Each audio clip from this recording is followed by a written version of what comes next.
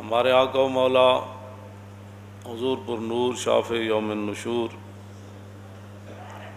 صلی اللہ تعالیٰ علیہ وآلہ وبارک وسلم، حضور بھی خوش ہوتے ہیں حضور کے دشمنوں سے دشمنی کی جائے،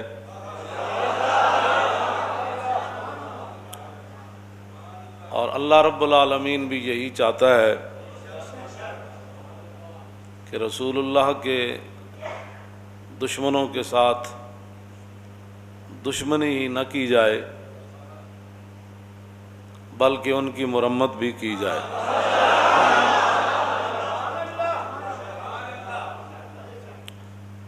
مولانا محمد ہاشم ٹھٹوی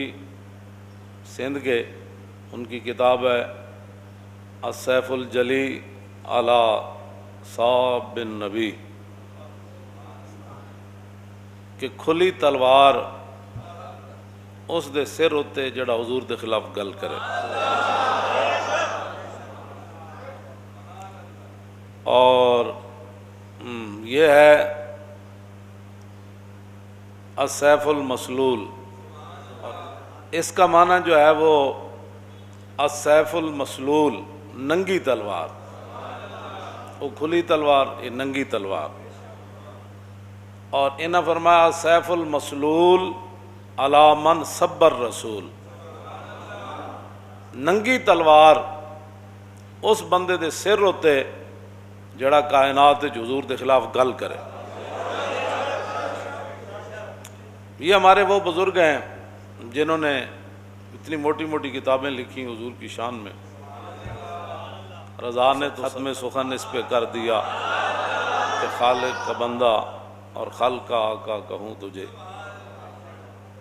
اور میں نے جو آیہ کریمہ پڑھی ہے سورہ مجادلہ کی، اللہ رب العالمین نے فرمایا ان الذین یحادون اللہ ورسولہ، اتھوں دے بھی تے اتھوں دے بھی سارے جنہاں نوں اتھے تکلیف گل اساں کیتی فرانس دے خلاف، تے اتھے تکلیف کیوں ہوئی؟ انشاءاللہ یہ تکلیف تہاڈیاں نسلاں تک بھی رہے، تہاڈیاں نسلاں بھی بدبودار ہون۔ ہوتے کہاں خلیل و بنا کعبہ و منا، لولاک والے صاحبی سب تیرے گھر کی ہے، اور مولا علی نے واری تیری نیند پر نماز، اور وہ بھی اثر جو سب سے اعلیٰ خطر کی ہے، بلکہ صدیق غار میں جان ان پہ دے چکے، اور حفظ جان تو جان فروز غرر کی ہے۔ ہاں تو نے انہیں جان دی انہیں پھیر دی نماز، پر وہ تو کر چکے تھے جو کرنی بشر کی ہے۔ ثابت ہوا کہ جملہ فرائض فروع ہیں، اصل الاصول بندگی استاجور کی ہے۔ آگ جل رہی ہوئے جس دے بارے اللہ رب العالمین نے فرمایا قلنا یا نار کونی بردم و سلام علی ابراہیم، وہ آگ جل رہی ہوئے تے آگ دے شعلے بلند ہو رہے ہوں، وہ تو پرندے بھی جل جان گزر دیاں، لیکن گرگٹ دور بہ کے نبی دے بغض تے آ کے پھوک مارے، او دی پھوک نال اگ نو کچھ بھی نہیں سی ہونا، لیکن انہیں جناب ابراہیم دے بارے اپنے بغض دا اظہار کیتا۔ اور مولانا جو ہے محمد ہاشم ٹھٹوی رحمۃ اللہ علیہ نے لکھا کہ من ابغض رسول اللہ بقلبہ فہو کافر، فرمایا جڑا کلمہ تو پڑھے لیکن دل وچ حضور دے بارے بغض رکھے، کہاں دے دل وچ گزر جائے حضور دے بارے تو وہ بھی کھلا کافر ہے۔ زبانی کہنا تو بڑی دور کی بات ہے نا، دل وچ تو کہے نہیں جی بالکل نہیں جی ٹھیک ہے ساری باتیں، ہم بھی عاشق رسول ہیں، لیکن تو پھر یہ لیکن کا کیا مطلب ہے؟ جب عاشق رسول ہے پھر لیکن تو بات ہوتی نہیں ہے۔ رسول اللہ نے خود فرمایا کہ جدو میری عزت دی گل آنی، اے عمیر بن عدی جدو مار کے آئے اسماء بنت مروان یہودیہ عورت نو، اور 3 جرم کر دی سی، ایک تو یہ کہ رسول اللہ دے خلاف گلاں کر دی سی، دوسرا وطیب الاسلام، اسلام دے عیب کٹ دی سی، تیسرا وتحرض علی النبی، کہ لوگاں نو بھی کہندی سی حضور دے خلاف گل کرو۔ اے 3 جرم کر دی سی عورت، ایسی یہودیہ، لیکن نابینا صحابی عمیر بن عدی جدو آپ نو پتہ چلیا تو آپ نے پھر نظر منی، انہوں نے کہا یا اللہ تیرے حبیب گئے ہوئے بدر وچ، تے جدوں رسول اللہ واپس آن گے نا تے میں اس عورت نو قتل کر دیاں گا۔ اس واسطے جنہاں نو اللہ تعالیٰ نے فرمایا نا ان شر الدواب عند اللہ الصم البکم الذین، فرمایا جانوروں میں سے